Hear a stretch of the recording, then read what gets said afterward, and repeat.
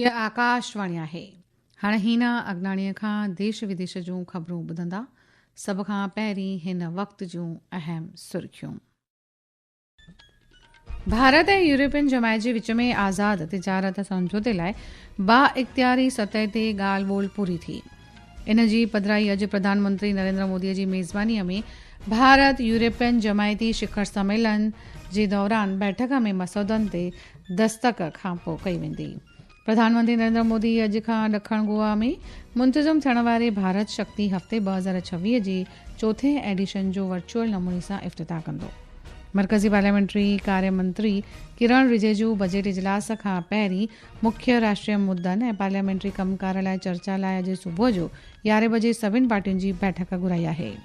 भारत जे सक़ाफ़ती वरिसे खे मज़बूत करण जो मंच यानी राष्ट्रीय संस्कृति ऐं सियासत महोत्सव भारत पर्व 2026 जो इफ़्तिताह अॼु ऐं क्रिकेट में ज़िम्बाब्वे ऐं भारत अंडर 19 क्रिकेट आलमी कप तहत दुबदो।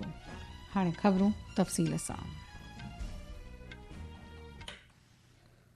प्रधानमंत्री नरेंद्र मोदी भारत जे 77हें प्रजावती ॾींहं जे शुभ मौक़े ते अवाम खे शुभकामनाऊं ॾियण लाइ फ्रांस जे सदर एमेन्युअल मैक्रो ऐं भूटान जे प्रधानमंत्री शेरिंग तोबगे जा शुक्राना मञिया। सोशल मीडिया ते हिक पोस्ट में श्री मोदीअ चयो आहे त सदर मैक्रो खे जल्दी भारत में स्वागत करण ऐं भारत फ्रांस रिथाबंदी भाङे भाईवारीअ खे अॻियां वधाइण लाइ मुंतज़िर आहे। भूटान जे प्रधानमंत्री ऐं भूटान जी अवाम जा शुक्राना मञींदे श्री मोदीअ उमेद ज़ाहिर कंदे चयो आहे त भारत ऐं भूटान जे विच में दोस्तीअ जा नाता अञा मज़बूत थींदा। यूरोपियन जमायत जे सरबराह काजा कलास पधिराई कई आहे त अॼु भारत ऐं यूरोपियन जमायत सलामती बचाव भाईवारी मसौदे ते दस्तख़त कंदा। यूरोपियन परिषद जे अध्यक्ष एंटोनियो लुइस ऐं यूरोपियन जमायत जे सरबराह Ursula von der Leyen Bharat जे सयासी दौरे ते आहे ऐं हू 77 प्रजावती ॾींहं जे समारोह में मुख्य महिमान हो। ॿिन्ही अॻवाननि 16 भारत यूरोपियन जमायत शिखर सम्मेलन जी गॾियल सदारत कंदा। इन जी पधिराई अॼु नईं दिल्ली में प्रधानमंत्री नरेंद्र मोदी जी मेज़बानीअ में थियण वारे भारत यूरोपीय शिखर सम्मेलन जे दौरान कई वेंदी। अचो त ॿुधो ही रिपोर्ट। प्रधानमंत्री नरेंद्र मोदी की मेजबानी में होने वाले भारत यूरोपीय संघ शिखर सम्मेलन के दौरान की जाएगी। यूरोपीय आयोग की अध्यक्ष उर्सुला फॉन डेर लायन और यूरोपीय परिषद के अध्यक्ष एंटोनियो लुई कोस्टा आज नई दिल्ली में प्रधानमंत्री नरेंद्र मोदी के साथ शिखर वार्ता करेंगे। इस समझौते से कपड़ा, रसायन, रत्न और आभूषण, बिजली, मशीनरी, चमड़ा और जूते जैसे श्रम प्रधान क्षेत्रों के कई भारतीय सामान को शुल्क मुक्त यूरोपीय बाजार मिलने की संभावना है। भारतीय सामान पर यूरोपीय संघ में लगभग 3.8% शुल्क लगता है, लेकिन श्रम प्रधान क्षेत्रों पर यह लगभग 10% है। यूरोपीय संघ के सामान पर भारत का भारित औसत शुल्क लगभग 9.3% है। प्रधानमंत्री नरेंद्र मोदी अॼु खां ॾखण गोवा में मुंतज़िम थियण वारे भारत शक्ति हफ़्ते 2026 जे चोथीं एडिशन जो वर्चुअल नमूने सां इफ़्तिताह कंदो। इफ़्तिताह खां पोइ प्रधानमंत्री जे इफ़्तियुनि खे वर्चुअल नमूने सां ख़िताब कंदो। मरकज़ी पेट्रोलियम ऐं कुदरती गैस मंत्री हरदीप सिंह पुरीअ मुत्तहिद अरब अमीरात जे उद्योग ऐं जदीद तकनीकी मंत्री सां कैनेडा जी शक्ति ऐं कुदरती ज़रियनि जे मंत्री टीम हॉर्सन सां गॾु अफ्रीका विच में ओलह विच एशिया ऐं आलमी ॾखण जे आला मंत्री ॾखण गोवा जे बैतुल ॻोठ में मुंतज़म थियण वारे इफ़्तिताही समारोह में शामिल थींदा। अचो त ॿुधो ही अहवाल।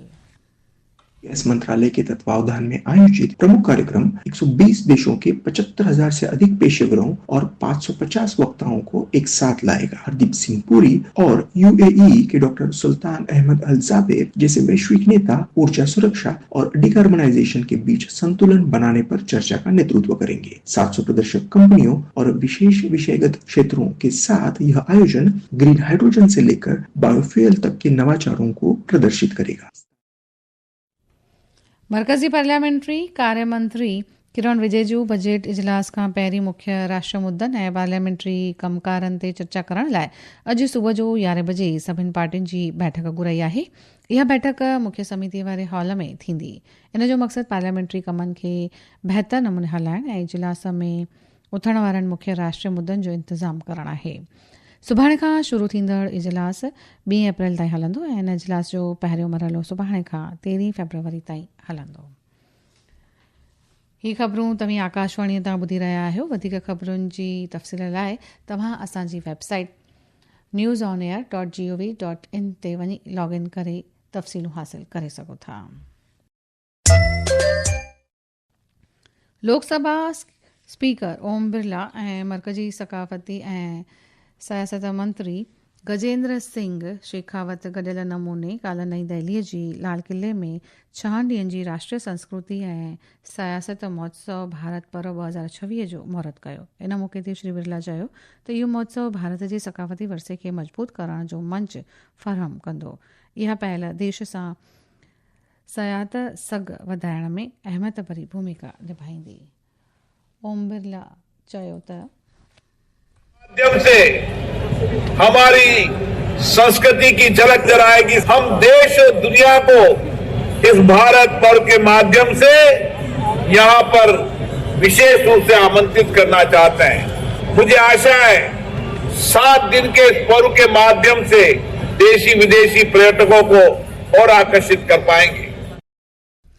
इन इंतज़ाम में 34 राज्यनि जा पर्यटन मंडप, 24 मरकज़ी वज़रातुनि जा स्टॉल ऐं देश भर जूं अहम संस्थाऊं संगठन हिस्सो वठी रहिया आहिनि। इन मौक़े ते मरकज़ी सक़ाफ़ती सियासत मंत्री गजेंद्र सिंह शेखावत चयो त बात कह सकता हूँ कि जो इस भारत पर्व में एक बार आएगा और भारत पर्व में भारत की विविधताओं को आकर के यहाँ अनुभव करेगा, तो निश्चित रूप से उसके मन में उन स्थानों पर जाने की, वहाँ भ्रमण करने की, वहाँ देखने की निश्चित रूप से उसके मन में एक नई प्रेरणा का उदय होगा। और लाल किले के प्रांगण में ये कार्यक्रम आयोजित हो रहा है, वो सारे लोग जो भारत पर्व में जब देखने के लिए आएंगे, निश्चित रूप से भारत को और गहराई के साथ में जानने, पहचानने और देखने का एक उनके मन में एक संस्कार जो है, उनके मन में एक प्रेरणा पैदा होगी। उत्तराखंड सरकार हिकु समान नागरिक नियम दुरुस्ती फ़रमान 2026 अमल में आणे छॾियो आहे। गवर्नर जी मंज़ूरी सां गॾु इहो हुकुम तुर्त असर हेठि अमल में अची वियो आहे। मुख्यमंत्री दफ़्तर मुताबिक़ उत्तराखंड जे गवर्नर भारतीय जोड़जक जी आर्टिकल 213 तहत इन फ़रमान खे जारी कयो वियो आहे। राज्य मुख्यमंत्री पुष्कर सिंह धामीअ चयो आहे त समान नागरिक नियम अमल में आणे उत्तराखंड ॿियनि राज्यनि लाइ हिकु मिसाल पेश कयो आहे। हुन चयो त गॾियल हिकु साल में गुज़िरियल साल शिफ़ाफ़ी ऐं सहज नमूने कयल अमलीकरण सां अवाम जो भरोसो मज़बूत बणियो आहे। प्रक्रिया और दंडात्मक प्रावधानों को नई भारतीय संहिताओं के अनुरूप किया गया है। वहीं पंजीकरण से जुड़े अधिकारों और अपील की व्यवस्था को भी सुदृढ़ किया गया है। यूसीसी के 1 वर्ष के दौरान इसका सबसे व्यापक प्रभाव विवाह पंजीकरण प्रक्रिया में देखने को मिला है। ऑनलाइन व्यवस्था के माध्यम से अब पति पत्नी कहीं से भी विवाह पंजीकरण करा सकते हैं। यूसीसी लागू होने के बाद बीते 1 साल में 5 लाख से अधिक विवाह पंजीकरण पूरे किए जा चुके हैं। इस प्रणाली के तहत अब औसत 5 दिन के भीतर विवाह पंजीकरण प्रमाण पत्र जारी किया जा रहा है। इस बीच समान नागरिक संहिता के 1 वर्ष पूर्ण होने के अवसर पर आज यूसीसी दिवस के तहत राज्य के सभी जिलों में शहरी और ग्रामीण स्तर पर जागरूकता कार्यक्रम और जन संवाद आयोजित किए जा रहे हैं। अमेरिकी सदर डोनाल्ड ट्रम्प ॾखण कोरिया मां अचण वारे सामान ते टैक्स 15% खां वधाए करे 25% करण जी पधिराई कई आहे। हुन इन लाइ कोरियाई पार्लियामेंट द्वारां वापार समझौते खे बहाल न करण जो कारण ॿुधायो आहे। व्हाइट हाउस जी प्रेस सेक्रेटरी जणायो आहे त अमरीकी सदर डोनाल्ड ट्रम्प जे सुझावनि शांति बोर्ड में वाधो 20 मुल्कनि खे शामिल थियण लाइ दस्तख़त कया आहिनि। हालांकि सेक्रेटरी शामिल न थींदड़ देशनि जा नाला कोन ॼाणाया आहिनि। बीजेपी जो नओं मुक़ररु थियल राष्ट्रीय सदर नितिन नबीन अॼु खां मुग़रबी बंगाल जे 2 ॾींहनि जे दौरे ते रहंदो। इन दौरान हू ईंदड़ विधानसभा चूंडुनि खां अॻु पार्टी जे ज़मीनी ढांचे खे मज़बूत करण जे मक़सद सां मुंतज़म घणनि ई अहमियत भरे इंतिज़ामी बैठकुनि में हिसो वठंदो। क्रिकेट जी ॻाल्हि कयूं त ज़िम्बाब्वे जी बुलावायो में अंडर 19 क्रिकेट विश्व कप जी सुपर 6 तबके में अॼु भारत जो सामनो ज़िम्बाब्वे सां थियण वारो आहे।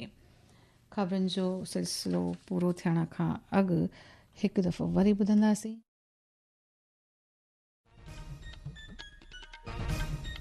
भारत ऐं यूरोपियन जमायत जे विच में आज़ाद तिजारती समझौते लाइ बाइख़्तियारी सतह ते ॻाल्हि ॿोल पूरी थी।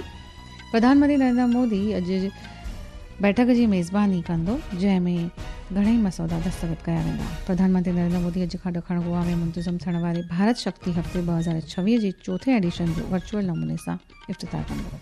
मर्कज़ी पार्लियामेंट्री कार्य मंत्री किरण रिजिजू बजट इजलास खां अॻु सभिनी पार्टियुनि जी बैठक घुराई आहे।